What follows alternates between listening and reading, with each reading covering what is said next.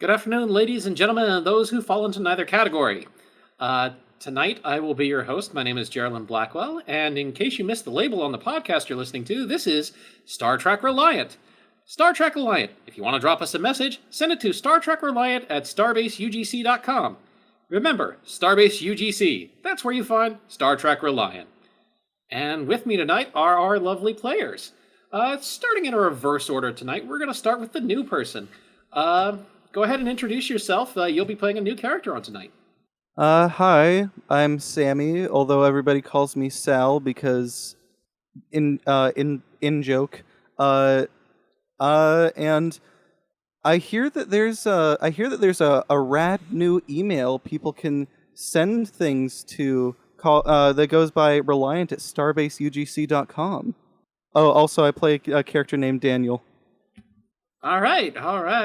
So that's the first person I'm going to introduce you to this evening. Next up, please meet our chief engineer, Rick Tier. Hello. The engines are purring, engineering is running smooth, and there's a guy that looks rather like me in the brig. That's just an arm. The engines are purring? You know, I still have nightmares about that cat. Anyway, the next person on our list, every starship has got a captain, and unfortunately for him, we've gotten Duncan Idaho to take that role for us this time. Yay! We haven't been court-martialed yet. Technically, I control the Admiralty, so depends on what will make for best drama and interestingness. Woo. Next up... Did you just boo the fact I'm in control? I said woo. Okay, I was about to say, do you want to test me this early? I was about to say, make a roll. Coming up next, the captain's first in command, Officer, Gentleman, Gambler, Dr. Eli O'Connor. I haven't slept in 2 weeks, I'm heavily caffeinated, let's practice medicine. You know, I think you're taking this method acting thing a little too far. No such thing as too far with method acting. And last but not least, he's security, he's engineering, he's big and scary, he's overall our major enforcer. Let's hear it up for JB, who plays Chorog. Be very, very quiet. I'm hunting tardigrades. Well, good luck on that one, considering they can teleport instantaneously out of the way.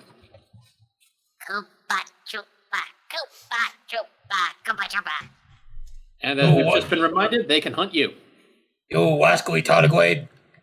All right, now that everybody's introduced, and we play now, or at least in your mind, the really awesome credit sequence that Star Trek Reliant has. Keep in mind that, according to your animation, or according to your imagination, this may be even more excessively cool than I think it is. And then the camera zooms in on the bridge of the USS Reliant. Kara is sitting at the station where she flies the ship, and the captain is sitting in the, command chair. Kara looks back over her shoulder. So, that happened. There's another me on board. And she's weird. Graves avoids trying to say, well, you're weird too, so it kind of gets along together. And more says, yeah, well, it's something strange, new worlds and unknown civilizations, and, well, I mean, at least we're giving her a new life here. I mean, yeah, and there's another you, and there's another Rick, and this whole thing makes my head hurt. Well, just think of other me as me, but with slightly better or worse fashion sense, depending on what your sensibilities may be. Yeah, he better not cut himself on all that edge. Yeah. Well, anyway, I've got us on track back to Starbase Magellan after that little supply run. All right, I'd be glad to get the ship looking back to its normal self soon, so that'll be a good plus. Well, you know, it would have been easier if she hadn't superglued and duct taped everything on. That stuff takes forever to remove.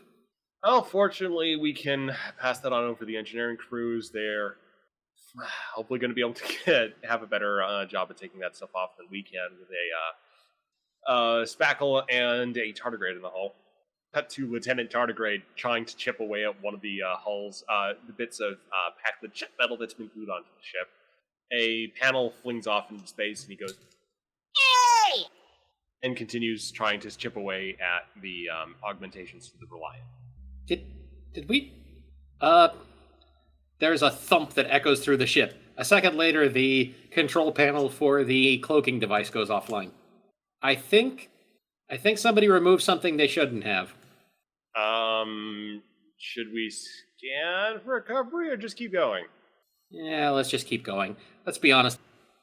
That thing was likely to burn out sooner or later anyway. Never trust a secondhand cloaking device. What's the worst that can happen? Cut to 300,000 years in the future, and that panel drifts towards a alien colony, where it lands and has some unfortunate consequences to be revealed in some distant episode. And we cut back to the Reliant. Praise the monolith! Praise the monolith! Back on the Reliant. Okay. Sorry, listeners. We do have a Discord chat channel, and our doctor has dropped in the most incredible GIF. I don't even know how to explain that one. That looks like the G-Man from Half-Life getting into a car perfectly as it spins out of control away from an explosion. Wait a second. Is that I have no words. Is that the animated Will Smith spy movie reference? Maybe. I have no idea. I never saw it. No idea. It looks like a shot from the trailer. Yeah, with the tagline, prepare for unfaithful line. So, yeah. I think it's a Gmod thing. Source filmmaker, The actually. animation's definitely not... Oh, no. So, I get it's not actually from the movie. I think someone was referencing that for some reason. I'm not up on pop culture, so we'll just move on. Indeed. But that GIF I posted was about the panels. At the moment, Captain Graves asks, well, what's the worst that could happen? The ship is locked down into yellow alert, and alarm klaxons go off. Graves rubs his temple. You deserve it, sir. You said the forbidden thing. I did. What are we detecting? Is Setsa going to be at the science station, or who's going to be at the science station today? I was gonna say Skipper because I want to see the world burn, but let's just go ahead and say Setsa. Okay, Setsa science station reports that on deck 7.5 there is a temporal incursion. Well, the good news is today's going to be interesting. The bad news is that we have a temporal incursion on deck 7.5. This isn't a joke, is it? Kara looks around for a minute and then back at Graves. Was she here for the whole briefing on that, or? I don't think so. Gotcha. Well, short story. We have Time Machine on board, and it's on deck 7.5. Okay. Well, there's something going on down there, so do you want me to go take a look at it, or is this a you thing? Just let me know what to do. I'm not headed down there. I would say it's up to the captain, but whoever it is should probably bring Bryce or Chorog along just in case. Yeah, let's go ahead and plan on that. Kara, you've got the bridge. Setsa, you're with me. Have Bryce and Chorog meet us down on the temporal lab on deck 7.5. Well, hey, if you're putting me in charge, you might as well take Eli, too, just in case there's a medical issue. Eli says from his chair, I'm right here, you know. Hush, you. I've been It's put in funny charge that- of the bridge, Kara says, jokingly. Graves blinks and he just totally forgot about Eli being there, hence him giving the bridge to Kara, and he says, Eli, want to come with? Yes, I do, since you've given the bridge to... Yeah, well, let's go. Great. Yep, let's just paper over that one, and yeah, You owe me a beer. I do owe you a beer. Something stronger or just the beer? Something stronger. Let's make it tequila. I was going to say, you should Okay. get off while you're ahead, sir. This was going to be a cheap bribe. It's We too got late. replicators. It's the end. We got replicators. I'm not spending my EC on stuff, so it's fine. Kara takes the captain's chair, and the turbo lift arrives for the bridge members. Bryce is already there. Setsa mumbles as she passes Kara's station, and Graves is safely in the turbo lift. She just mumbles Captain Tightwad.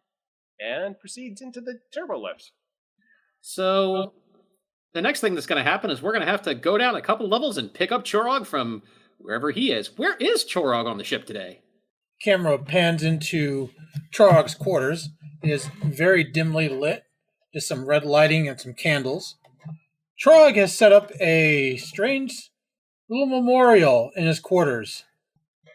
On his memorial is a Nausicaan Tegalar's sword, covered in a Tholian silk sheath. He is kneeling before this small memorial and muttering some chants. The reason he's doing this is because the anniversary of his pirate's oath is upon him, and he is preparing to reenact the ceremony. At that moment, a bosun's whistle rings out throughout his quarters, and Kara's voice pipes up. Hey, Chorog! Want to help subdue a temporal incursion real quick? Sure, I could do that. Let me tuck away what I'm doing here, and I'll join him. Right on. The turbo lift looks like it's on its way down to your deck, and then they'll be headed up to deck 7.5. So, that should be fun. Wait. Deck 7.5? Since when do starships have half decks? Oh, you weren't here for that meeting either. Okay, short story. There's a deck 7.5, and we've got a time machine on it. Okay, I'm too sober for this anyway. I'll just beat him there. Yeah, it's best to just accept things around here. Chorog then joins the group in the turbolift. And the doors slide shut with a hiss, and it slides up to the secretive, unknown, except to everybody who was at the meeting anyway, deck 7.5. And it opens up onto the dark, sparsely lit area where there's the temporal time stream manipulator, the temporal time stream analyzer, and what looks to be a very unusual transporter pad. And sprawled out across the floor is what looks to be a humanoid in a white pressure suit. I'm not hallucinating this, am I? No, you're Nope. not. Grave sighs and says, all right, scan the body / new arrival onto the Reliant, and let's also take a look at what anomaly could have brought him here. Alrighty, Eli gets his tricorder out. This sounds like a job for a doctor. Trog cautiously draws his weapon, just in case the body decides to get a little too frisky. First off, let's get a quick medical roll from Eli. Let's go with control medical, since you're using a tricorder. Alright, I forgot to open the drive before this, so just give me just a moment to open that up. Very unprofessional. Alright, so you said control medical. That is 15. And I have focuses for a lot of medical things, so I'm just assuming that it counts. This would specifically be respiratory issues or environmental suit controls or something along those lines. I have emergency medicine, xenobiology, trauma surgery, advanced medical research. Emergency medicine probably applies to this situation. Alright, sweet. Yeah, it's a quick scan. Turns out the person lying there is just slightly unconscious. It looks like their environment suit is running out of air, and they've got some slight carbon dioxide poisoning. If you get them out of the suit, they'll probably wake up within a minute or two.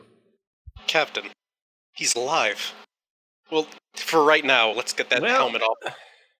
Alright, let's see to that. And sets any readings on any residual and temporal anomalies? How's Setsa going to go about this? Is she going to do it with her tricorder? Is she going to go over to the time stream analyzer? What's she doing? She's going to play it safe and use her tricorder. All right, control science, please. And none of her focuses applies because anthropology, trade, and economics and ecology is not going to help her work out temporal MacGuffins. One success. She's able to narrow down the time with which this person came from to roughly the early 21st century, maybe the late 20th century. Beyond that, it's difficult to say. The chronotons are scrambling everything so much she can't even tell whether or not he's from this universe, the mirror universe, or from something even stranger. It looks like, though, he must have gotten caught in something as the ship was going by and pulled in through the temporal transporter. Sensor relays. Setzer relays the information and adds, Well, I mean, it could be worse, but knowing Marcus, knowing your centuries, this could be problematic if he's from certain parts. So, never mind. But he should be safe. I'm not detecting anything untoward with the suit, anything else like that. Probably just needs to get it off and get a bit of a rest. Bryce pipes up. Well, if he's not safe, it'll give me a chance to put my new Kung Fu programming to use. Eli speaks up. Uh, Scans Joe, I don't think he's an augment, so. This is correct. He is not an augment. Trog's Don't just gotta worry about all the germs that are passing around then. COVID. Trog's just standing there trying to understand what he's seeing. Bryce just walks over and starts giving Chirag a quick rundown. So, I don't remember all the particulars, but something to do with Starfleet temporal operations, and we have this deck that was built that we didn't know about, and we occasionally use it on our different missions when called to. At least that's what I remember from Philip Cray saying. For some reason, it's all a bit fuzzy. I'll take your word for it. Is whatever that is dangerous? Marcus says, probably not. Well, if he's talking about the temporal tech, then yes, actually, everything in here is exceptionally dangerous. Oh, yes. Well, the technology is probably stuff you shouldn't be playing around with, but our new guest, again, we should probably just get out of here before anything more complex happens and find out what we can do for him. The helmet is Onward. stuck. Does anybody have a wrench? I can rip it off. Okay, I was going to say, like, break the glass, but that works too. Bryce looks That's over at right. Chorog. Wait a minute, aren't you an engineer? Can't you just, use a wrench? Where's the fun in that? Setsa raises her hand and says, Well, I've got, delicate little board fingers, so I can probably use those to wrench something up. You got a point, because this belongs in a museum, legally speaking. Yeah, and I don't want to accidentally rip his head off or anything. Bryce is like, yes to both of those statements. Setsa, you try first. Setsa nods, and as she proceeds over, she looks over to the one of the temporal control consoles and sees what looks like a sheet of paper over one of the displays. Sheet of paper appears to be a crayon doodle of a house on a grassy field, the bright sun, and a whole bunch of tardigrades on it. She tries not to think about what might have gone wrong, or at least what didn't stick if there was other temporal incursions. But she tries her best luck at the helmet. Tardigrades. Is there anything they can't do? As for this, it depends. How's Setsa going to go about trying to get it off? I would say probably control engineering. So Yeah, control engineering is she's just basically going to try to open it up using her engineering knowledge and what she thinks is the proper way to do that on an old spacesuit. So she's also got to focus in creative problem solving. But she's probably going to take the direct route, so I don't think that applies. Yeah, that wouldn't apply unless you were trying something else. No. 2 successes. Doesn't matter, though. After a few minutes of looking at it, she's able to determine a few switches and locks that Eli missed while trying to get the helmet off, and it pops right off, revealing the very woozy-looking human, Daniel, who is slowly starting to come around. Quick question. Does everybody's translators automatically make people who don't have a translator understand what they're saying? Yeah, and he's going to be, well, a lot of these people, or at least 2 of these people are mostly human. Yeah, the captain and Eli will probably be speaking English. Probably. Actually, Graves won't, because he wasn't raised on Earth. So, if there's any hiccup, Graves will not be speaking a human language. Who's the other one, then? Oh, right, Bryce. Yeah, Bryce would be the one that's appears mostly human, whereas Eli's got the spots.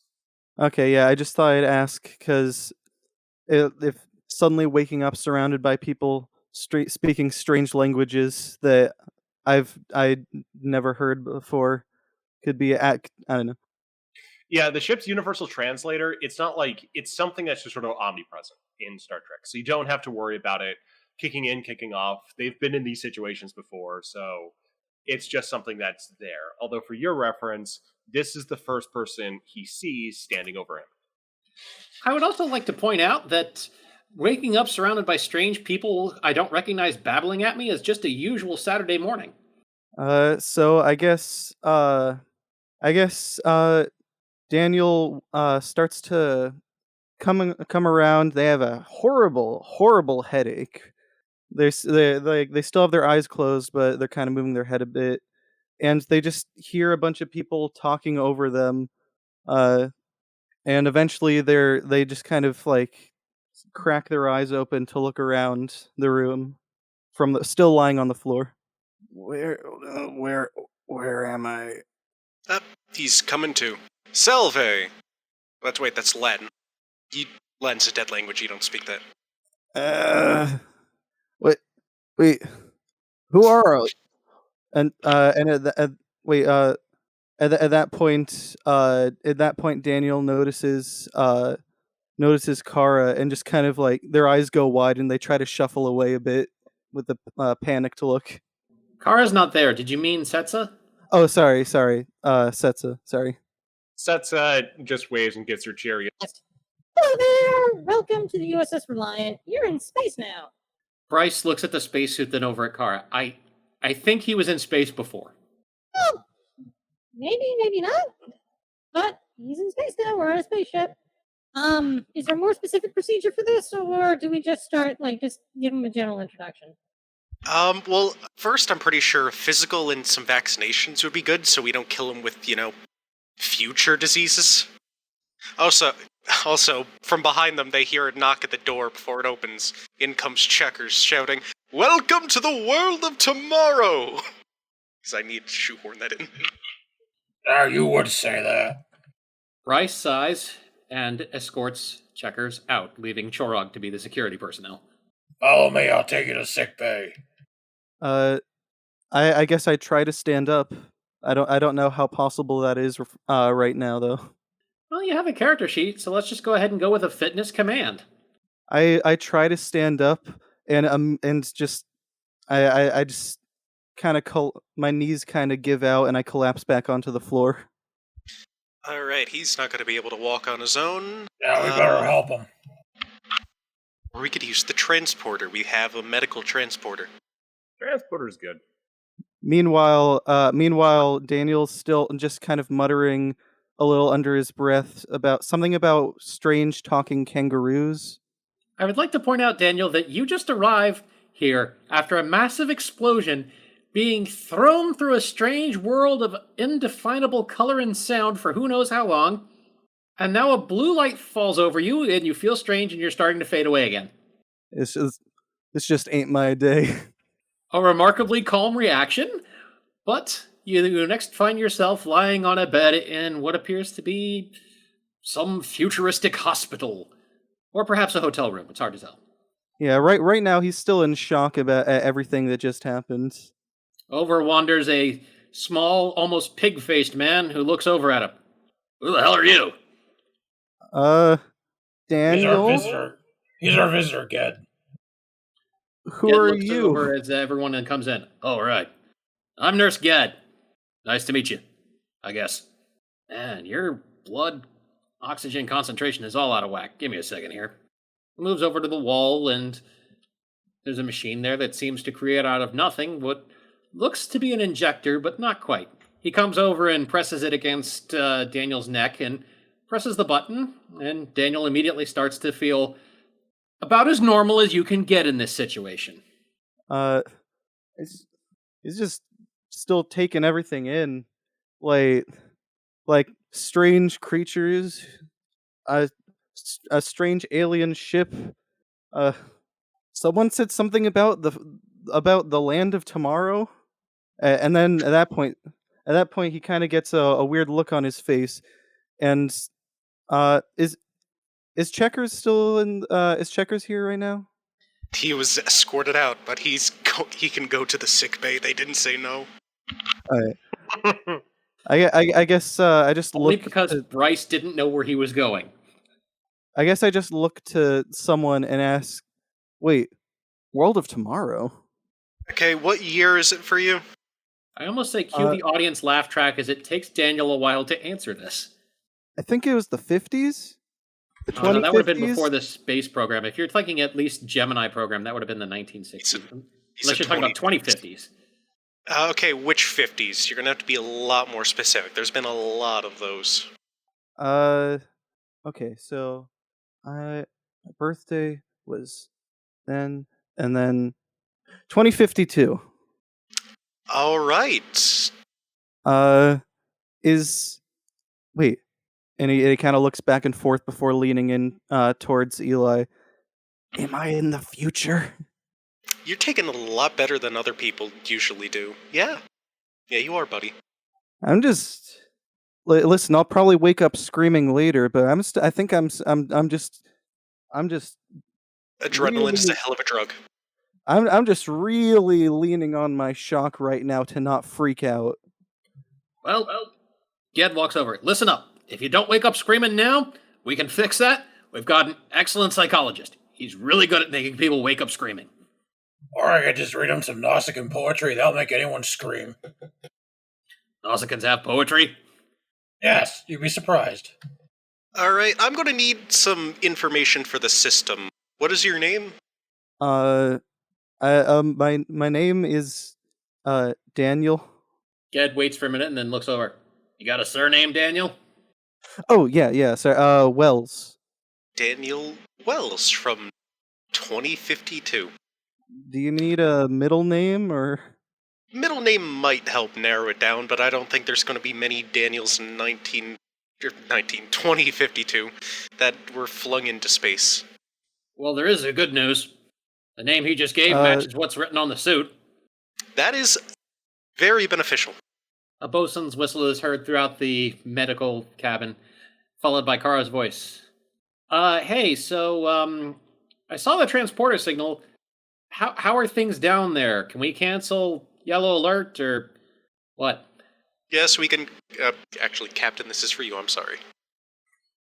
Graves says, yeah, we can probably cancel Yellow Alert. Let's just be on the lookout for residual chronoton radiation and temporal anomalies. Aye, Captain. I'll get the trio up here to man the science station. Okay, I'll just keep us going to Magellan. You better have a good story for me later, because I don't know what's going on, but I bet it's cool. It's pretty cool. Graves hops off a biobed he was just sitting on nonchalantly and says, well, for what it's worth, welcome to the USS Reliant. I am Captain Marcus Graves, captain of said vessel, and we represent the United Federation of Planets, and specifically its exploration branch, Starfleet. We are generally on a mission of peaceful exploration, and we try not to get into trouble too much. Earth is generally doing pretty well right now, and we are currently not in too many wars, so that's great. Speaking of wars, congrats, you missed World War III. Yeah, that was a good skip. Ged walks over to one of the biobeds, opens a panel, pulls out a bottle of blue liquid. So congratulations, welcome to the future. You want a drink? Yeah, what? I guess I'm thirsty. Graves World War shrugs III? and says, yeah, there's World War III. Not great, but we made first contact with aliens thereafter. Vulcans, very nice, dedicated to logic, and one of the founding members of the Federation, along with humans and several other species like Tellarite, Andorians, and several others. So, yeah, we can get you up to speed on history. We've got books, we've got videos, holographic programs you can take a look at, and generally do your best to get acclimated. We will have quarters for you set up here, and if you want to kind of relax and sort of be around people, we do have a lounge here, Club 42, that someone can see you to if need be. When the captain is giving his little spiel, Ged gives a wave when he says Tellarite. During the rest of it, he's busy pouring out this blue alcohol into several glasses. He passes one to Eli, one to Daniel, and keeps two for himself. Uh-huh. Okay, I'll pretend I understood half of that. And it just, I guess, takes a drink. But yeah, nuclear war, it's nasty, but things got better. They use nukes again? Yeah. Okay, for using nuclear, I'm going to drop every bit of threat I have on your next roll.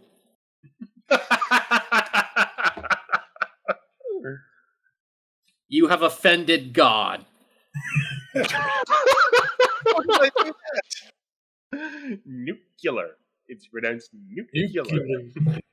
Wait, did I say nuclear? No, Eli did, and you guys can't see it, but every time you say that word, I twitch. Well, I guess I have to go check It's the pronounced sensors nuclear. for nuclear. The sensors. I hate all of you. It's okay, I hate me I too. will go see to the sensors. I will go see to the torpedoes. You're placing the wrong emphasis on the wrong syllable.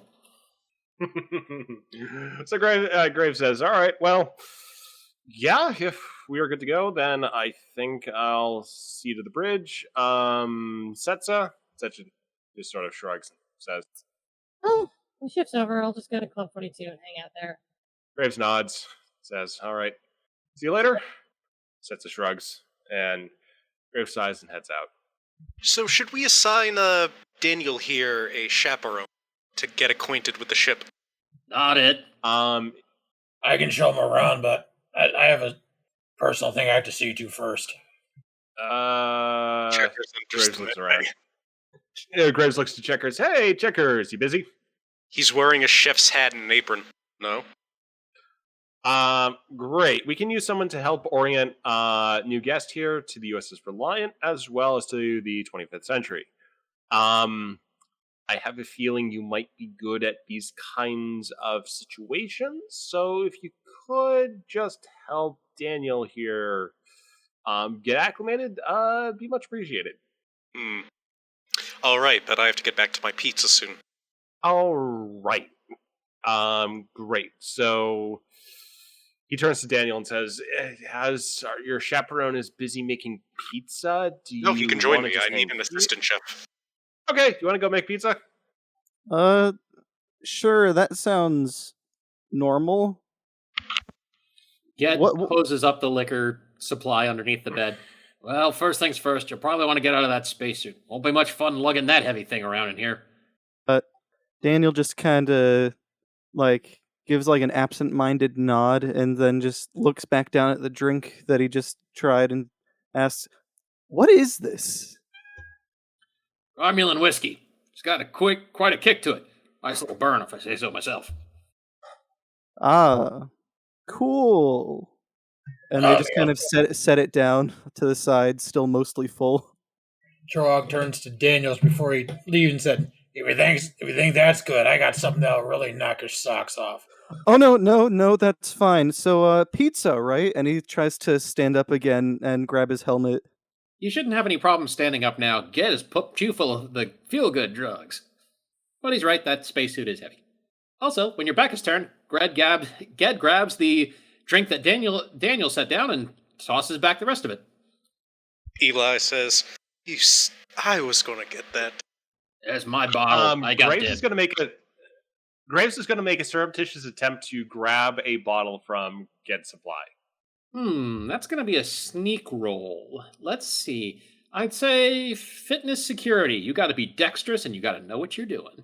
Let's see how Marcus does here. No, crap. You're not sure this is daring security? No, this is fitness security. Graves needs to get on the treadmill more. 2 successes!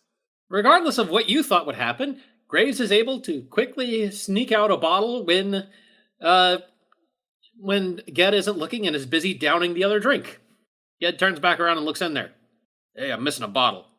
Graves shrugs and is just holding the bottle behind him. Ged looks around suspiciously and just closes the latch for now. Just walks out. So you know I'm not going to take anything. Graves says, alrighty then, well, let me just report up to Kara, and if there's anything else, just reach me by comm badge. Ged nods. Right. So As Graves walks out, he leaves the bottle on Eli's desk, because he's just in that kind of mood today. and here's the captain trying to start shit. Graves sends a quick memo up to Carter saying that he has imbibed some alcohol for social purposes and will be taking a hour before coming back on duty. Carr replies in the affirmative, says that in about 30 minutes they'll be at Magellan Station. Now, a note from the DM, we have 2 potential paths to follow at the moment, so I will let the players quickly decide amongst themselves whether the next place we go is Chorog's quarters or wherever the hell Checkers is going. Also, we got something with Rick, too. Oh, or we can go to engineering to meet up with Rick. Unless it's the other Rick, in which case we'd be in the brig. No, this is engineering. Rick Scott, looking over some of the stuff that has been adhered, shall we say, to the hull. And he's got that in his hands, turning it over, testing like the brittleness of it. Before he taps his comm badge. Rick here to Setzer. That's it here. I have been looking over some of the stuff that's been attached to the hull, and I could use your help in trying to determine a solvent for it, to help more easily remove the shall we say additions to the hull. It's throwing off some of the warp fields and disrupting our normal capabilities, but once we get it off, it should be fine. And I could use your help. Aye, I'll be down there as soon as I can. That's changes course from Club 42 to engineering. Scene change to engineering. Setsa arrives. From somewhere in engineering, there's a disembodied haunting meow that none of the engineering crew seem to pay attention to. Is there a cat in here? Somebody, an ensign from up front, simply says, "We don't talk about the cat." Right. Well, I'm here to help with the stuff that's attached to the hull. He points to Rick, which is just sort of deeper down into engineering in one of the corners. And it's some kind of material lab that he's at. Setsa heads over and just taps Rick on the shoulder and says, Hey there, ready to help out. Oh, Setzer, thanks for coming. We do have some samples of this stuff, and I would like your assistance in just performing some analysis of it. So see what you can get out of this thing, will you? And he in his sort of like green paws is a reptilian lizard person for Daniel, even though Daniel's not there. And he sort of just drops it down into Setzer's hand. Setsa takes the solution, just gives a curt nod, and proceeds over to an analysis station and begins making her scans. Let's go ahead and go with control science. Ooh! 2 successes. We are doing good tonight. The computer chugs and eventually spits out a solution for the perfect solvent to dissolve this mystery gunk. Let's relay the information. The formula is 2 atoms of hydrogen to 1 atom of oxygen. Setsa relays the information over to Rick and says, Well, I've got a solution to you. It involves water. And I think that's all we need. Yeah, okay. Didn't really take it for it to be soluble in water, but alright, I guess we will when we get to Magellan, we can don some get our boys into EV suits and never thought I'd actually say this, but spray down the exterior of the Reliant. It should be noted, this will be complicated due to the fact that its space is cold. Really, really cold. I'm not looking forward to working out how to deploy water without freezing in the vacuum of space. Got pressure, temperature. Yeah, that's going to be fun. Setsa says, Well, I mean, you might not be able to do anything about that. You might just use a fine mist of water particles and use that to clean it off. Well, then it becomes an abrasive rather than dissolving it. And if it abrades, We'll probably get a little chemical action in there too.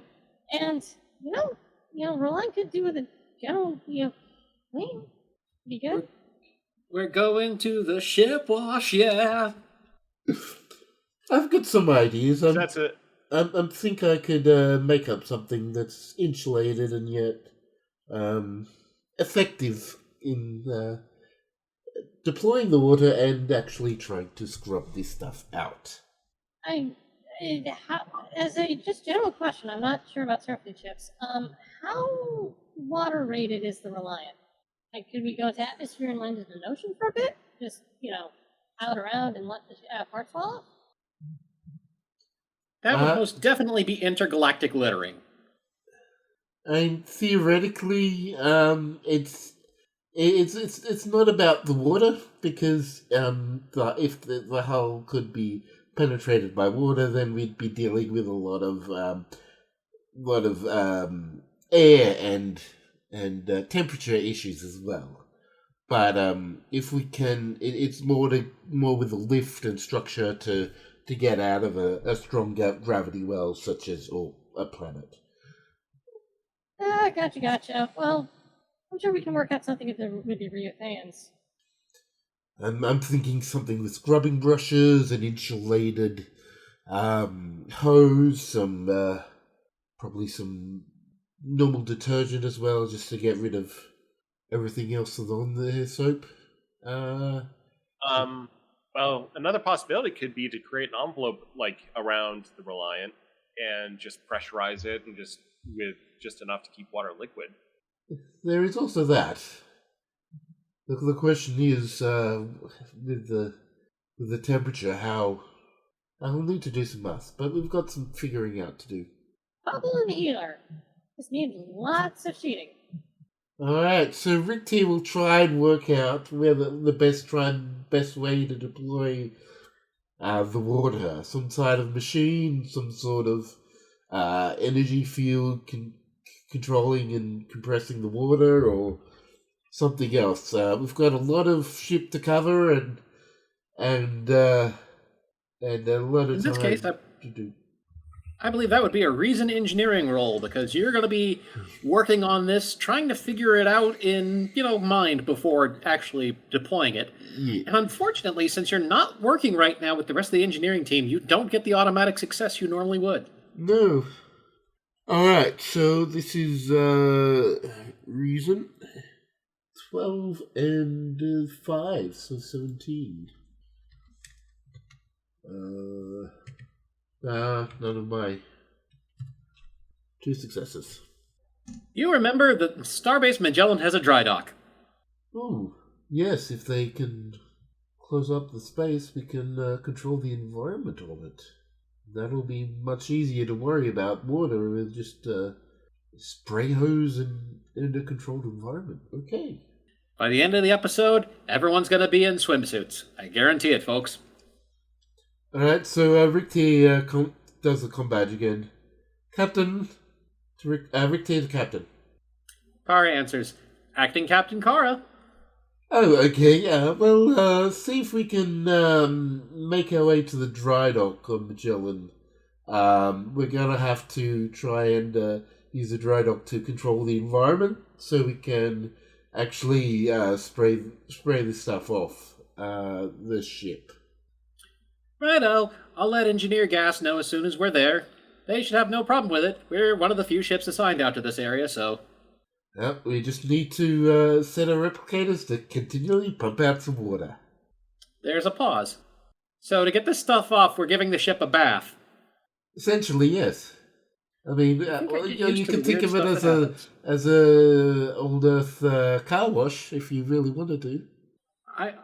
I don't even know anymore, but thanks, Rick. I will get everything set up for you. Right.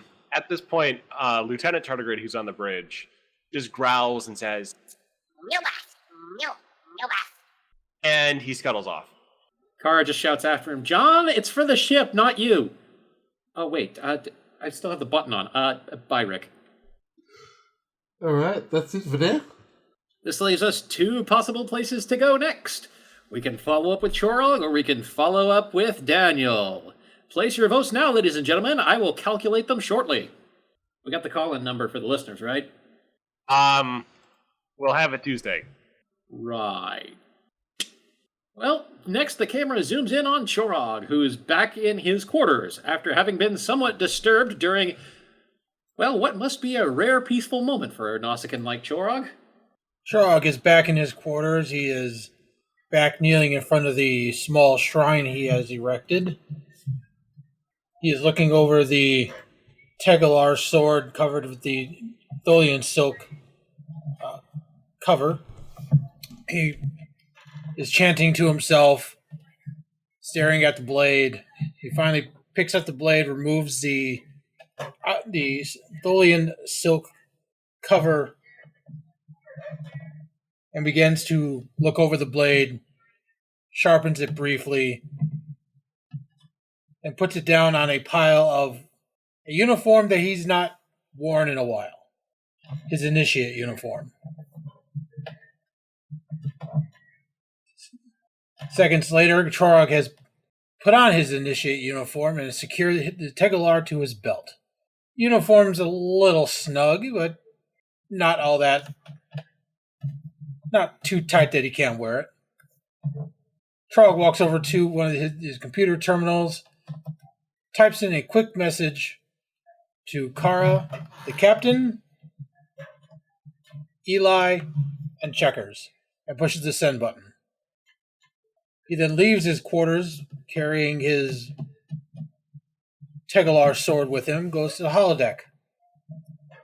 And what is that message for both our listeners and the people who receive it? Moments later, a message blinks on Kara's display panel. It is from Chorog. It's a very simple message.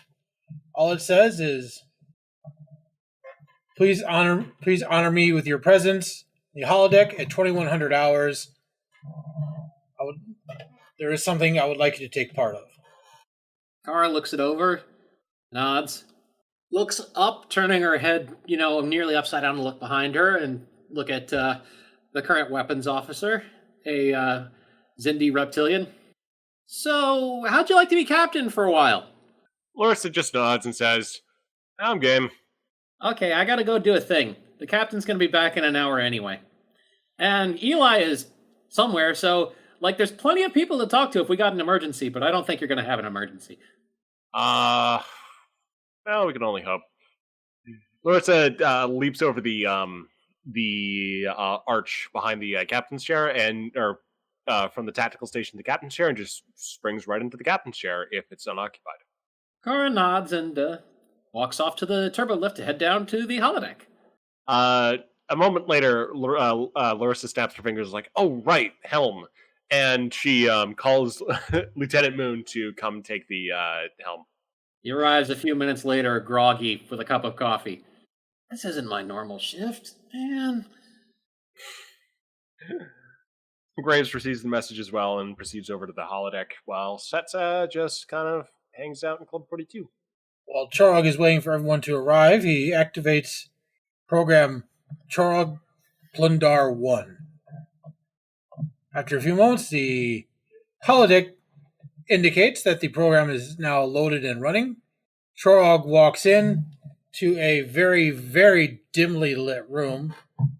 Muted red lights, lots of candles, lots of chanting, just a lot of noise. The sounds of pikes being driven into a metal floor. There is a platform he could see in the distance with a replicated visage of his pirate clan chief, the one who initiated him into the pirate order. Chorog just waits in the back of the room for the rest of everyone to arrive so he can explain what is going on. Kara shows up first, looks around. I get the feeling blood and alcohol are going to be involved. Not as much as you would think. Right then. This is kind of a solemn ceremony. This is every year, members of my pirate clan are required to reenact their initiation into their pirate raider clan. And I have asked my friends to join me while I reenact this solemn event. This is something that is important to every member of the Plundar Raider clan. In that case, I feel like I'm dressed incorrectly. She goes over to the arch, and a second later comes back in what would be basically an Ibby battle uniform, since it's the closest thing she can figure to what would be formal for this event. Graves arrives a moment later with his uniform half-zipped or uniform jacket half-zipped, and just sort of nods and says, I think I might know what's going on here. Captain, welcome. This is the reenactment of the anniversary of my taking the pirate's oath for the Plundar Raider clan, which is my Raider clan. Gotcha. The family business had a couple of awesome bodyguards, and yeah, no, they got up to a little bit of fun stuff when it came to anniversary of when they were signed up to their mercenary band. So, yeah, honored to be here. Oh, right. The world you grew up on was mostly Nausicaans, wasn't it? Well, Nausicaans, Orions, Ferengi, Bolians, Rigelians, it's a big and mix. So let's see. Who was invited I think that we're still missing? Eli and Checkers. Well, the same person is responsible for both, so we can have either or both show up. Eli shows up in his regular-looking uniform, opting more for the DS9 one, or First Contact one, because, I like that one. My favorite. Welcome. Kara looks over at him and just stares for a second. So you're in your off time. You can wear whatever you want, and you just wear a different uniform. I've been wearing this uniform for a while. Most of the day. I just didn't want to change. I like it better than the Odyssey, what could I say? Graves nods, wearing a Sierra 01 uniform, and just says, yeah, I'm still trying to get away with not wearing the Odyssey so far, although Command makes me when I do the official briefings with the Admiralty. Allow me to give you a rundown of what event you will be witnessing today. Today is the anniversary of my taking the pirate's oath with my Raider clan, the Plundar clan. I've invited you, my closest friends, to witness this event. You will see me take the oath, and you will see my test of mettle, which is required of every new initiate. So don't be alarmed if you see me, the major fight breaks out. Kara looks over. Are we allowed to join the major fight? No, only I must. It is only for me to fend off. I must prove my mettle as a pirate. See, now I'm glad I asked. Graves nods, simply nods, and just takes up a ready pose, hands behind the back, legs out a little bit, and just waits for a Chorog. And Doctor, just so you know, you're going to see me get jabbed with some pain sticks. These are not Klingon pain sticks. These are Nausicaan pain sticks. So the worst. Basically, Klingon pain sticks ramped up by 100. Yeah, just like I said, they're worse. Yeah, don't worry, I can handle it. Computer, run program. What was that? I said, where's Checkers?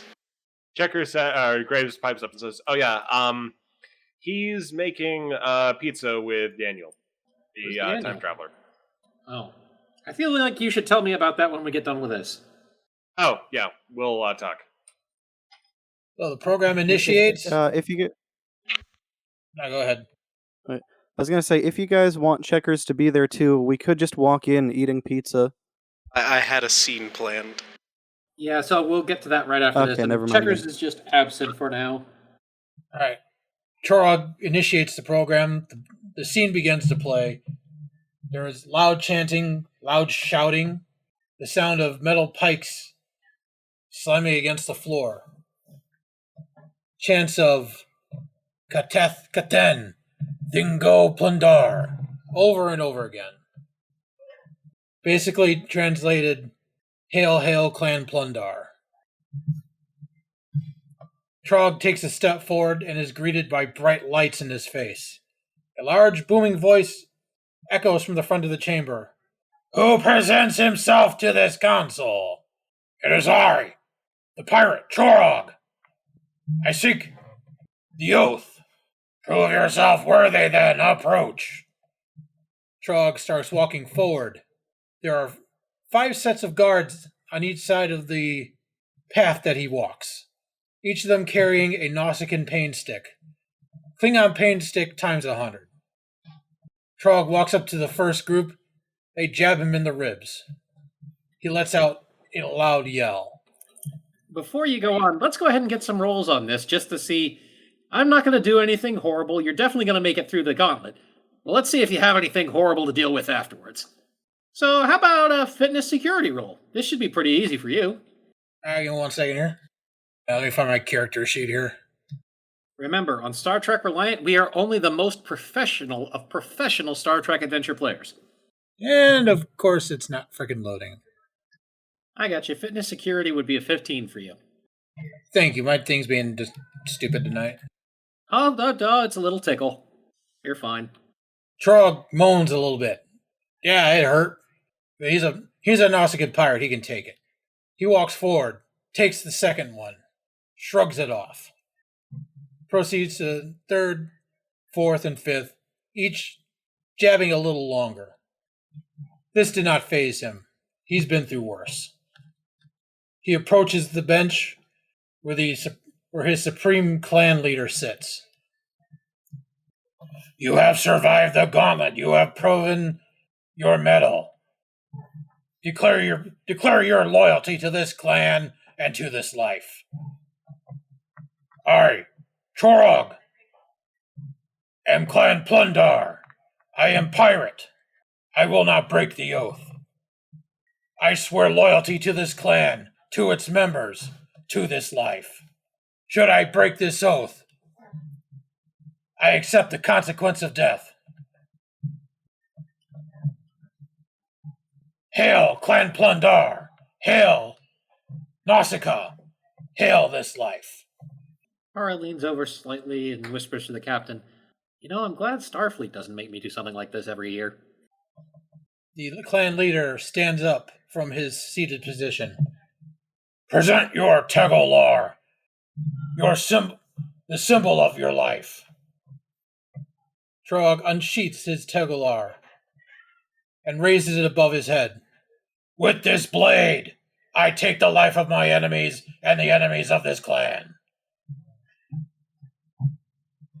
This blade is life. The clan leader then hops the podium where he is at, approaches Trog, draws his blade. Prove your mettle in battle. The two engage in a rather violent sword battle. It's a lot of clashing, but eventually Trog manages to overpower the clan leader, take his blade and cross him at his throat. I have beaten you. Your life is mine. There is a very, very loud rattle, shout, and chant from the crowd around them. The clan approves of this. The clan leader gets to his feet. You have bested me in battle. You have proven your worth. Your oath is valid. You are Clan Plundar for life. For life, for this life, Chorog replies. He turns to his friend, say, the ceremony has concluded. Kara just kind of looks over.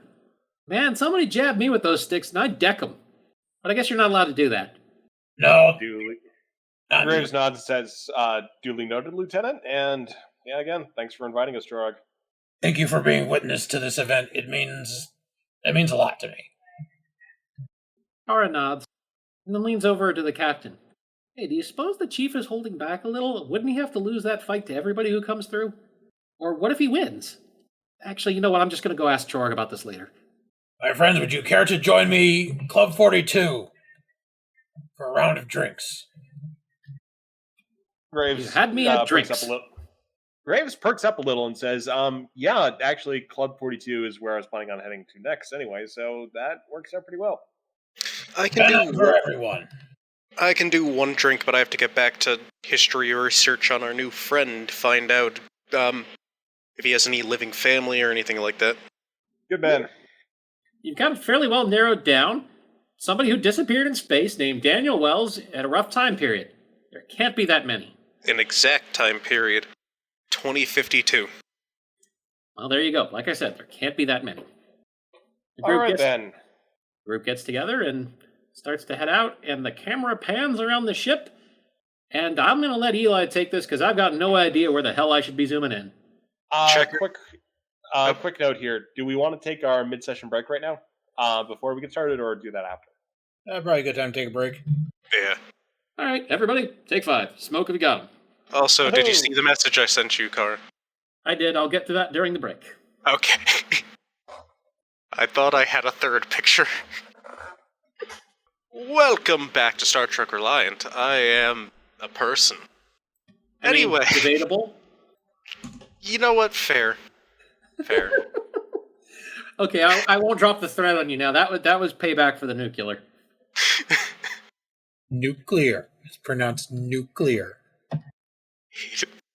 Anyway, we come back to Checkers leading Daniel to his quarters. All right, we need to get you out of there.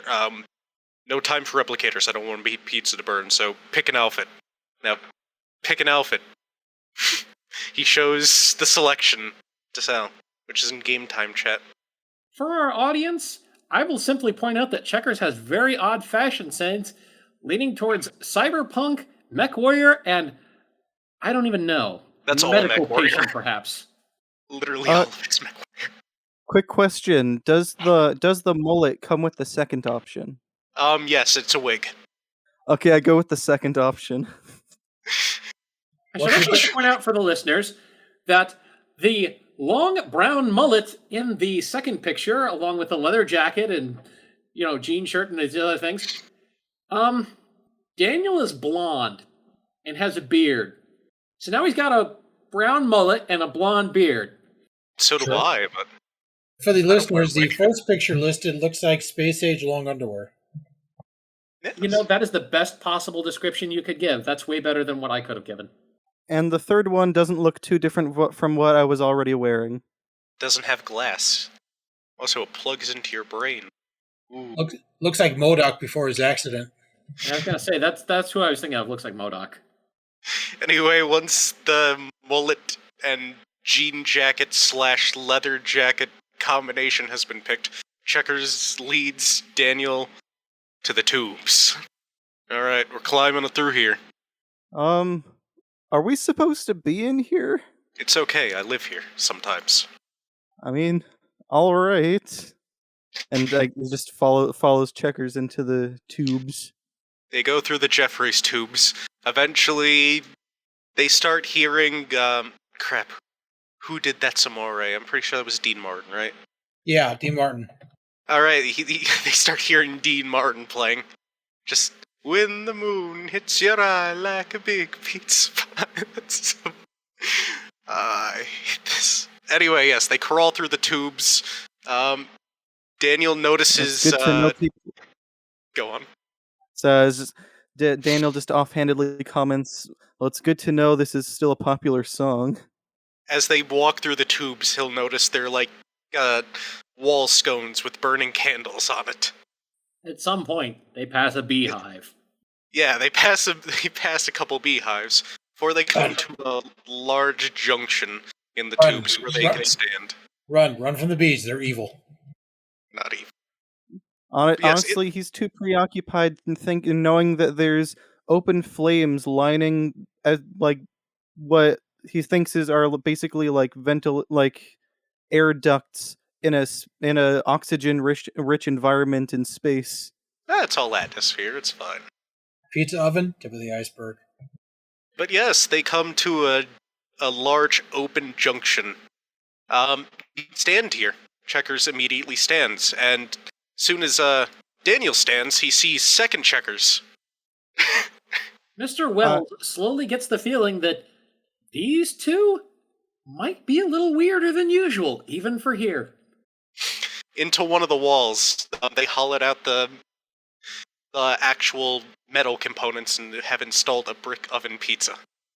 Brick pizza oven shit. If Rick ever finds out about this. Other Checkers, still in his combat helmet, is there throwing dough in the air. Above them is a silver chandelier being held by rope. It is all candles. Can I add Daniel? in to Please do. to the scene? So I can add into the scene that in the corner there is a small little something with potentially too many arms for Daniel's comfort, just sitting there with a pizza cutter, just spinning it slowly over and over again. It's about 3 to 4 feet tall and just is apparently there. It is an ugly human child. Daniel's just kind Lieutenant of... Tardigrade is just... Oh, sorry. He's at a table. There's a table there. It's a kid's table that he's sitting at. Daniel's just kind of like looks around for a few seconds, a little slack-jawed, shakes themselves out of it, and just turns to Checkers in the chef's hat and says, "You are so lucky. You're showing me all this today instead of tomorrow. I'm still numb to everything." As the French say, buongiorno. Buongiorno! Pizza, pizza, pizza, pizza, pizza. I am Randolph Percival Checkers, Esquire. That over there is Randolph Percival Checkers, Esquire. It's not delivery, it's buongiorno. Checkers goes over to the oven and pulls out a pizza. It is a pizza topped with burritos. Oh no. Oh. Oh, what? Daniel just kind of looks at it for a few seconds and walks over to the kids' table to sit with Lieutenant Tardigrade. Both the Checkers together cut the pizza and then go over and serve it at John's table. There's also another random ensign crewman in here. It's a speakeasy for pizza. Are these full-size burritos or like mini burritos? They're like mini burritos. Okay, one fits on a slice. I guess. Will you have a drink, sir? I don't know what you have to. Yes, we have everything. Do you have water? No. Okay. Depends on the kind of water you want. We only have cucumber water right now. You know We're what? Still trying to get that fixed. You know what? That's fine. Thank you. Oh. He walks over to the replicator, replicates a cactus, cuts open the top, and pours it into a glass. Cucumber water for you, sir. Thank you. What is a cactus but a prickly cucumber? Daniel just takes a big drink of the water and just and just goes, "Ah, man, that sure is quenching." Well, we're definitely introducing the new guy to the greatest possible level of weirdness all at once. Tell me, are you a man of business? No. I see. And he just kind of pensively starts chewing on a slice of burrito pizza, looking at the lieutenant. There's also mac and cheese in the burrito. You're eating something that involves a burrito from Checkers. You need to make a fitness command roll. Oh, no. It's only when he distills it get horrible. No, fitness command. Ah. How would a value work into this at all? The values, you would be able to re-roll a die if you did particularly poorly, and then you would basically talk about the value and how it's used, and you'd re-roll a die. Okay, because I have a value that says nothing ventured, nothing gained, and I was wondering if that could apply to this. That would actually apply to this, but it would be after the fact, I think. But Rick knows more. Let him. Yeah, you can actually use value to get a automatic crit as well. So it's either one or the other, but you can do it. I'm just gonna roll and if I get I was two about to say, knowing that and knowing the fact that you have the value, I'll just say it's a burrito pizza. It's an experience. Yeah, I'm just gonna roll normally. That actually sounds really good, burrito pizza. I think I messed it up. Exclamation point! My It's bad. what's the most random thing I could do to this pizza? Burrito! And then you doubled it by filling the burrito with mac and cheese. Yeah. Just wait till he finds the sprinkles in the crust. Oh, make sure you add pineapple to it as well. So one success. Not without anchovies. One says before, it's an experience. It's an experience. You've definitely experienced that happened. And the cactus juice is starting to kick in. It's peyote. Oh God. I think every single person, except Eli, who's probably smirking to himself, just did a facepalm. And no, Mark, it's not calamari tomato sauce. It is vodka sauce, like petty a la vodka sauce. Penne is the vodka sauce. Yeah, just like give it like 45 minutes, and Daniel's just going to appear in engineering, just like with mad ramblings high out of his mind on something that was fed to him. And I hope he'll have learned a valuable lesson about following checkers. Checkers and checkers sit by the pizza oven. Yeah, just like Daniel's pupils are just slowly dilating larger and larger, and then they just kind of get up at some point and start staring into the pizza oven. The pizza oven stares back. The pizza oven, after a few minutes, says, I think there might have been something in some of that. Yeah, I think you might be onto that. Well, let's get out of here. And they turn back towards Lieutenant Tardigrade and goes to pick them up. Lieutenant Tardigrade is a little feisty, but not so feisty that he'll resist cuddles and pickups. And with that, Daniels, with Tardigrade in arms, just starts to wander down a random Jeffries tube away from the pizza oven speakeasy.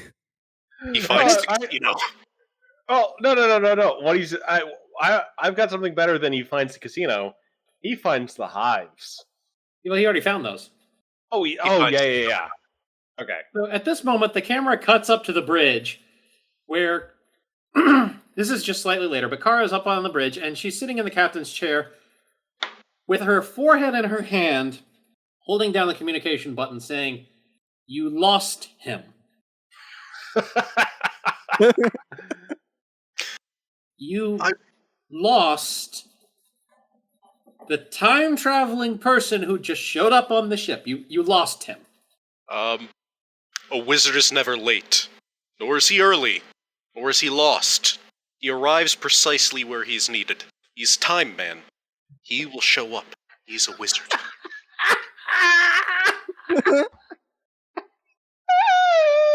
Kara just snaps the button to turn off the communication. Doesn't even respond to that.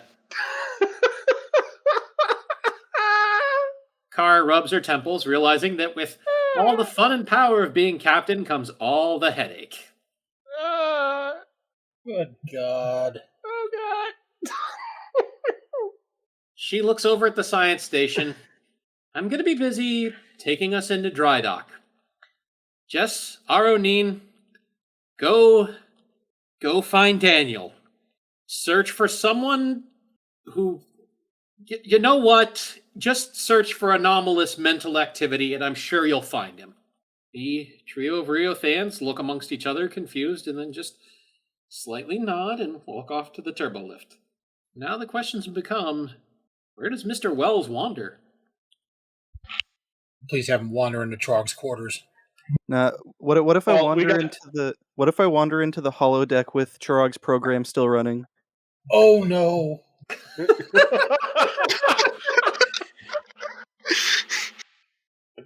Yes. Do it. And we're all still leaving the holodeck. Well, no, Kara had time to go up to the bridge, and this is sometime later. So, Well, all right. Well, Trog's still in there. He's doing his thing. Yeah.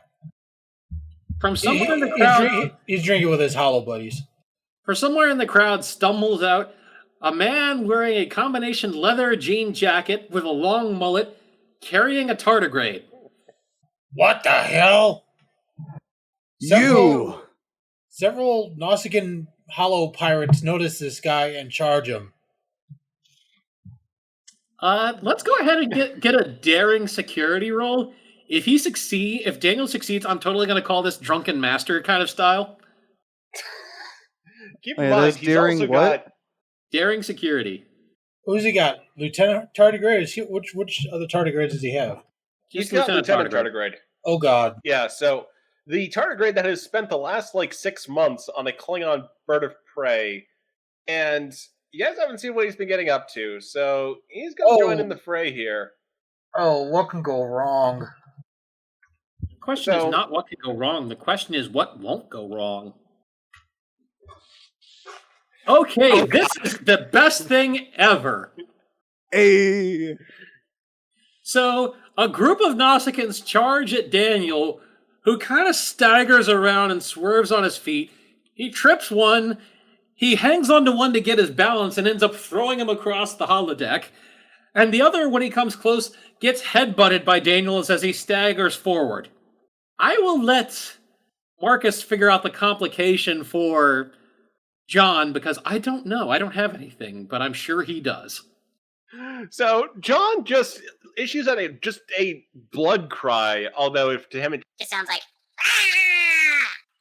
and just from nowhere, just there's a blue flash, and he pulls out a slightly blue tinted batleth, and just starts going to town on the Nausicaan, just taking one out, one after the other, sport jumping here, there. And he just starts banging the floor with the batleth time and time again until he breaks through the holographic matrix, hits the holographic emitter down below, and just buries the batleth into the floor, causing it a rupture in an EPS conduit, sending him flying back up and hitting the ceiling, back down, although he just pops back up and says, Whee! Again! and he runs over to the batleth.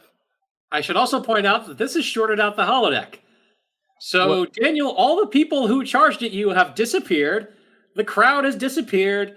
The strange arena has disappeared. Everything has disappeared, and you're now just in a black room with yellow lines on it. Two other people. I turn to Lieutenant Tardigrade and just scream, "We are Death Incarnate!" Lieutenant Tardigrade just goes, Yeah! We Death Incarnate! And proceeds to try to tunnel through the floor using his batleth, just using it as a pickaxe. Boom, boom, boom. He's got a lot of energy he needs to work out. Chorog is standing in the middle, in a corner, hand over his face, peering through his fingers, thinking, "Dear God, please end this." Which holodeck is Technically, this? it's already been ended. Right after a mystery spaceman and a tiny tardigrade just wiped the floor with your hollow pirate crew. Oh God! Oh, no! Okay, folks, I don't know what Lieutenant Tardigrade tried to do, but he just got basically the exact same roll of 2 successes and a complication. Yes, so Lieutenant Tardigrade is he's just burrowing and burrowing and burrowing, and just sort of breaks through the floor, crashes down, and you just hear a chorus of screams as Lieutenant Tardigrade has fallen into a poetry recital class going in on progress, and he just shouts out, I am Death Incarnate! and there's just more screaming. Daniel runs over to the hole and just jumps down, intending to do a superhero landing. Oh, you're gonna have to roll for that. Yeah, but first, right after he jumps, the door to the holodeck opens, and in charge 3 Riotheans who all look up at Chorog. Which way, they cry.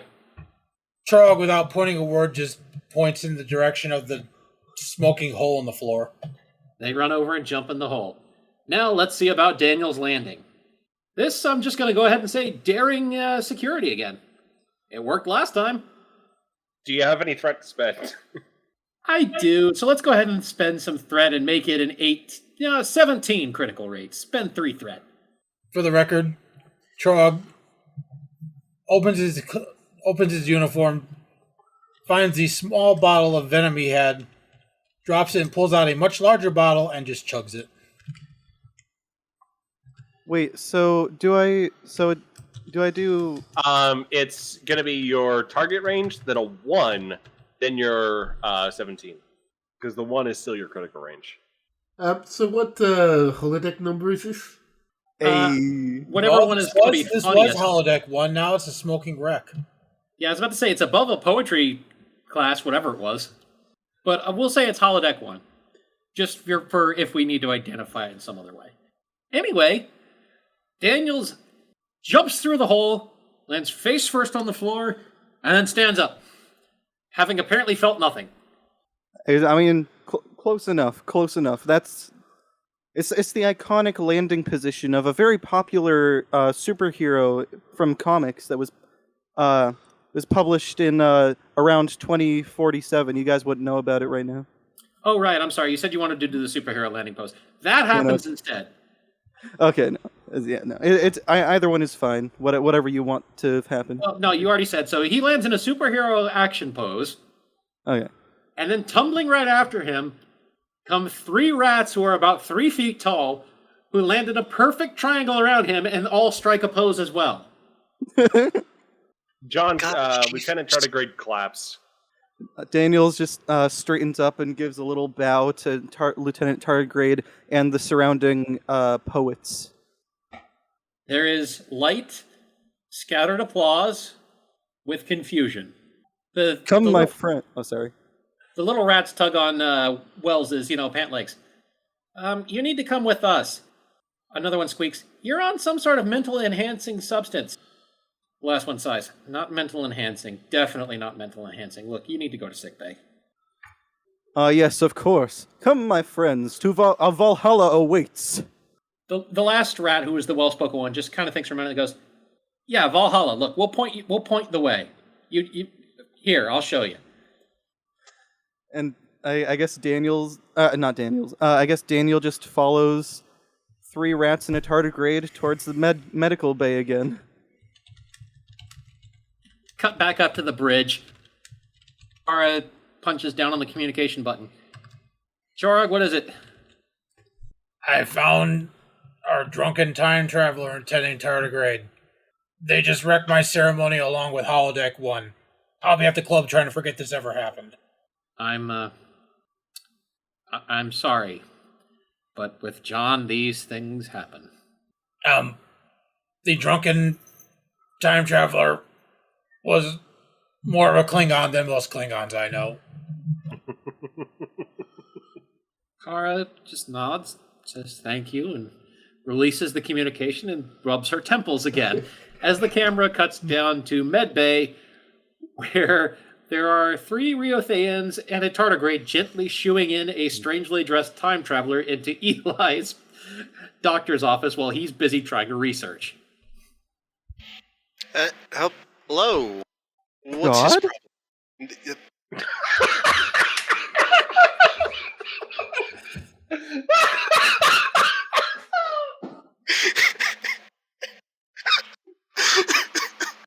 No. Jess looks at him. You see problem now. Okay, so any idea what he's on? Because I don't think this is alcohol. Nope. Last clear thought was checkers and pizza. Oh, and Checkers cactus. Strange cactus. Okay, that narrows it down to a couple species on different planets. Your nose isn't turning purple, right? No, it's not. Daniels just tries to look at his own nose. Cue the camera zooming in as he goes cross-eyed, once again still wearing the mullet wig. Alright, spontaneous hair growth, because I don't remember you wait, no, that's a wig.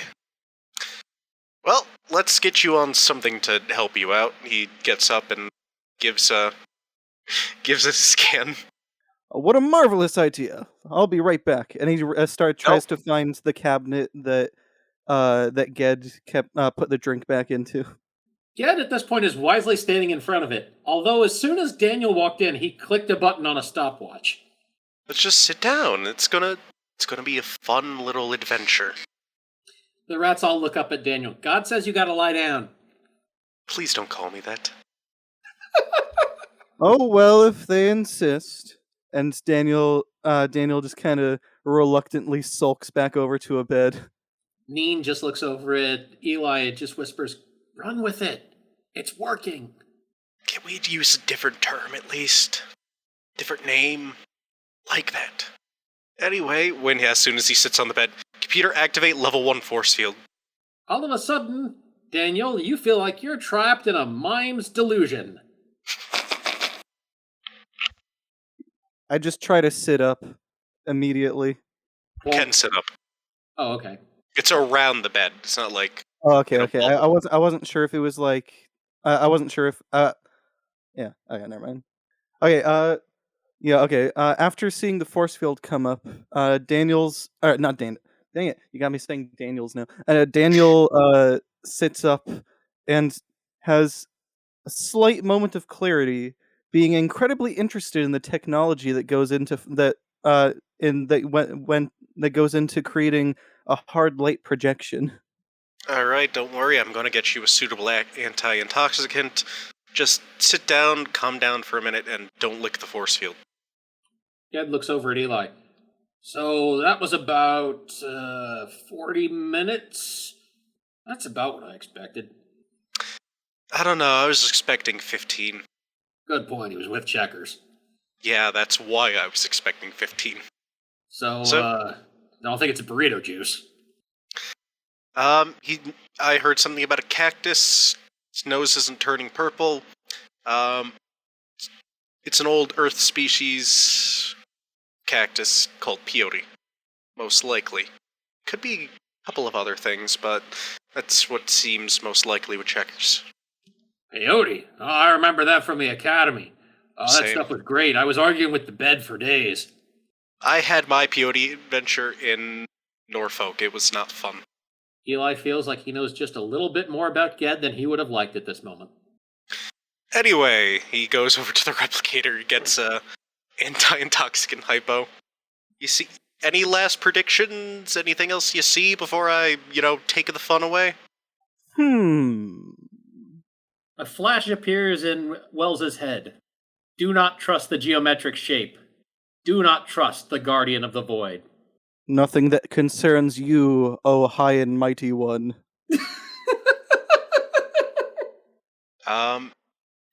Thank you, he says, lowering the force field, injecting Daniel, and stepping back. It's gonna take about an hour for you to come down, so you can just vibe on the bed.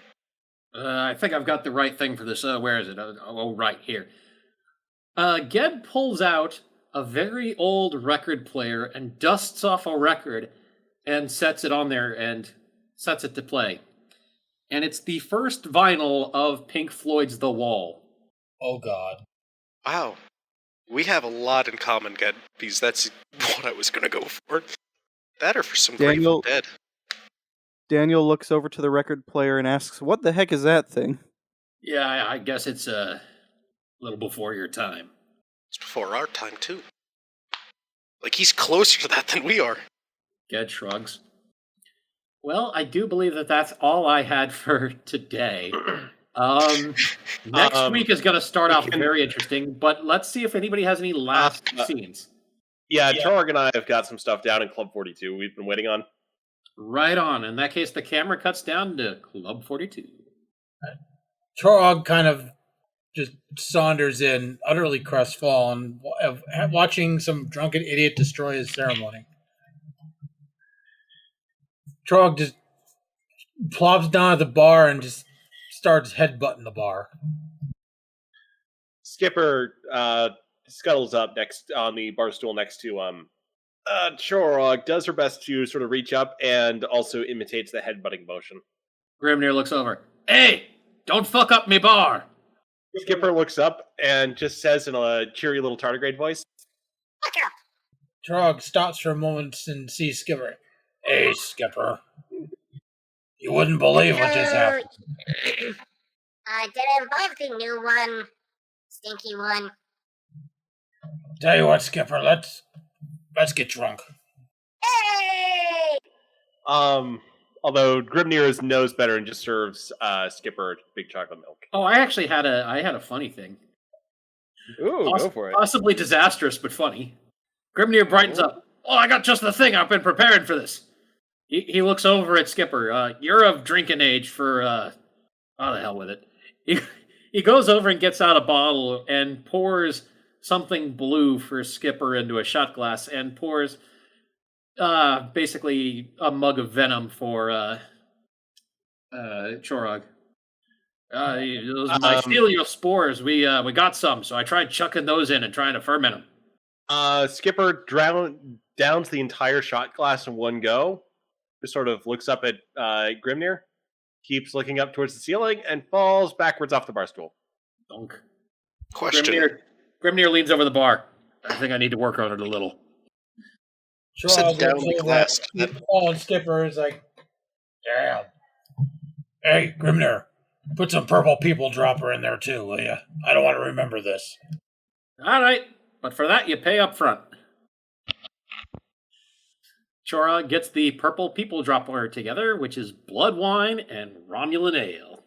He proceeds to mix it in with the venom, chugs the entire big metal tankard full of it, and falls over backwards, passed out.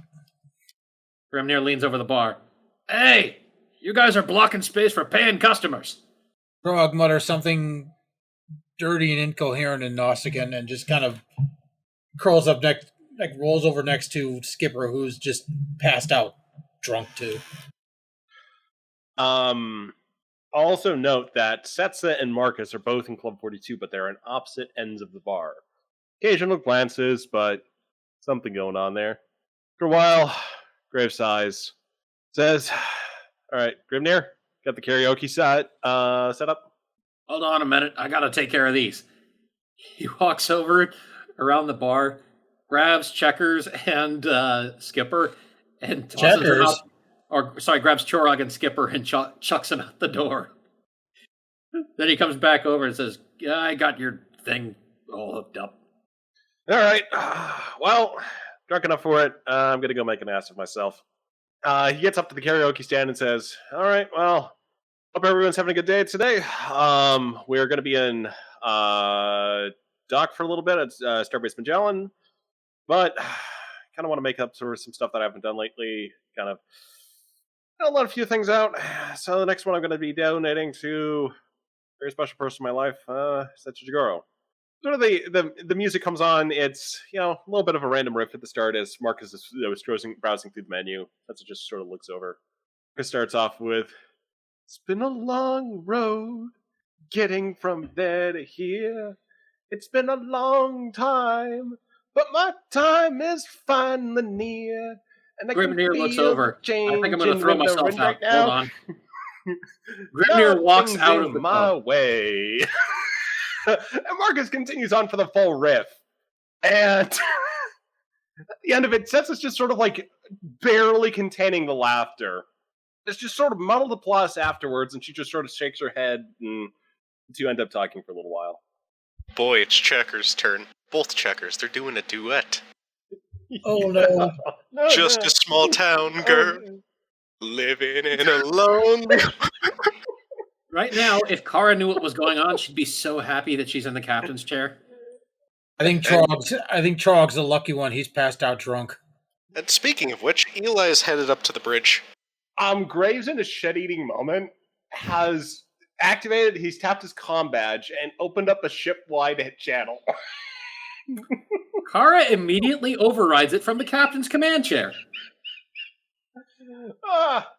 Graves sighs. Train going anywhere. Daniel hears this and takes it as a sign that he should get up and walk around some more. He bumps into the force field that's back up. Aww. You can lick it. Do not lick the force field. That is our closing moral for everyone. Okay. Look, does anyone have anything left? Because I think we should leave this. Eli was going to go up and relieve Kara of duty. I'll take the bridge. Kara looks over at Eli. Keep the comm channels locked down. The captain's doing karaoke. I heard that was Checkers. I heard. Whoever it is, they want everyone to hear. It must not happen. I'm aware. I like Journey, but I don't think Checkers' rendition. No. Kara stands up and goes to sit back down at her usual station. Eli sits in the captain's chair. Feels nice. And then the camera zooms down to Rick Tier in engineering. This is actually not in engineering. This zooms down to the door in front of Holodeck 1 as the doors slide open. Rick here and a team of about 3 engineers just slowly walk in, see the damage in the floor, peek down into the hole, through the deck plating, and down into the floor below, and that's will be where they end. There's the sound of poetry. It's not bad. And if the scene's over, I do have one little thing that I guess I wanted to do. Okay, and Chorog's got a thing too, so let's just Okay, go down sorry. the list with Chorog first. Camera cuts back to the Club 47. Everyone's doing their karaoke. Trog momentarily gains a small moment of consciousness and yells out, "Free bird!" and passes out again. And would take it away, Mr. Wells. After the effects of whatever the heck he ingested is mostly worn off, and he's allowed to walk around a bit more, Daniel tries to sneak back into the Jeffries tubes, back towards the pizza oven, and assuming he can sneak away, he just kind of makes his way back, and just hums to himself and starts making a normal pizza. Ged taps his combat. All right, Eli. The weirdo just left for the Jeffries tubes. I'm not paid enough to follow him. Get out. All right. And as Daniel picks up the tomatoes, under it are 3 bees. They detest any theft. Oh, God. Also, I've got a last scene with Kara. Oh, God. All right. It's the end of your duty shift. Heading back to your quarters. Car walks Always through the empty. hallway, wondering if that strange other her will be in her quarters. Other her is sitting outside, sort of just waves at Kara. Kara blinks. So why are you sitting in the hallway? Well, they said they needed a moment. Okay. Kara spins on her heel and starts walking off to Club 42. Oh, dang it! No! Oh well. And now for the 47th time in a row. I was about to say, Oh, no. What she hears when she gets there is Lieutenant Tardigrade taking the stage and Singing. I've got a lovely bunch of coconuts. Diddly-dee, there they are, standing in a row. Kara gets to the open door of Club 42. One, some as big as your head. Listens, Give them a twist. spins about on her heel, walks back to her quarters, and sits back down to the strange alien who's apparently the mirror version of her. the door opens a little bit while later, and a very disheveled looking sets in. Marcus say, sorry, it took so long. We'll head upstairs. Kara starts to talk, but Mirror Kara cuts her off. I'm not the one going in there. You go first. Kara sighs and stands up and pokes her head around to see what has happened. So, there's sort of scattered, things are a bit scattered. Setsu's just sort of, again, looking pretty disheveled. Marcus is just sort of looking a little bit frazzled, and they both just sort of look at Kara. Just Setsu says, Yeah, well, sorry. It just took a little bit longer than expected. Yeah, we'll get out of your hair. I think the last thing the camera sees is Kara just nodding and her head just slowly slide back from the open door. Nala just comes running down from the other end of the hallway, holding a very strange slice of pizza in her mouth. Oh no, they found the leftovers. Kara just rubs her temples and thinks to herself, why did I want to be first officer again?